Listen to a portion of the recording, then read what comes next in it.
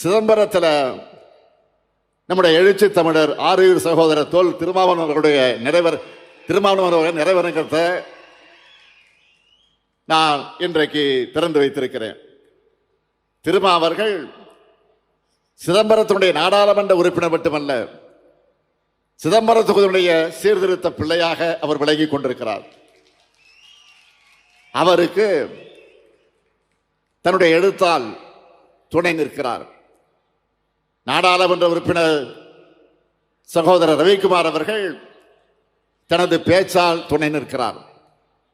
சட்டமன்ற உறுப்பினர் சகோதரர் சிந்தனை செல்வன் அவர்கள் இந்த விழாவுக்கு என்னுடைய அழைப்பை ஏற்று வருகை தந்திருக்கக்கூடிய சகோதரர் செல்வ பெருந்தகை அவர்களும், தோழர் பாலகிருஷ்ணன் அவர்களும், முத்தரசன் அவர்களும், பேராசிரியர் ஐயா காதர் மைதீன் அவர்களும், KS அழகிரி அவர்களும், வேலுமுருகன், இப்படி எல்லோரும் இங்கே வருகை தந்திருக்கிறார்கள்.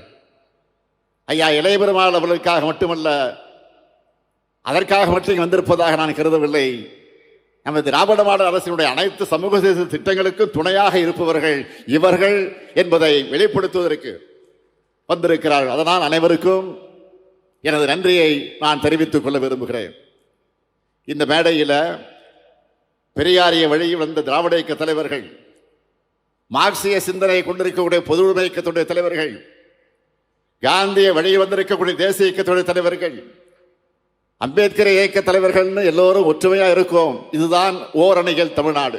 அதைத்தான் திருமாவளவன் இங்கே பெருமையோடு குறிப்பிட்டு சொன்னார்.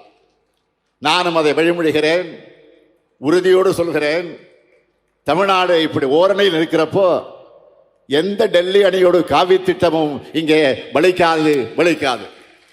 செய்திகளை உடனுக்குடன் தெரிந்து கொள்ள கீழ்கண்ட கேபிள் மற்றும் DTH நெட்வொர்க்குகளில் எம்நாடு செய்தி தொலைக்காட்சியை காணுங்கள். பாதகம் செய்பவரை கண்டால் நாம் பயம் கொள்ளலாகாது பாப்பா. மோதி மிதித்து விடு பாப்பா, அவர் முகத்தில் உமிழ்ந்து விடு பாப்பா.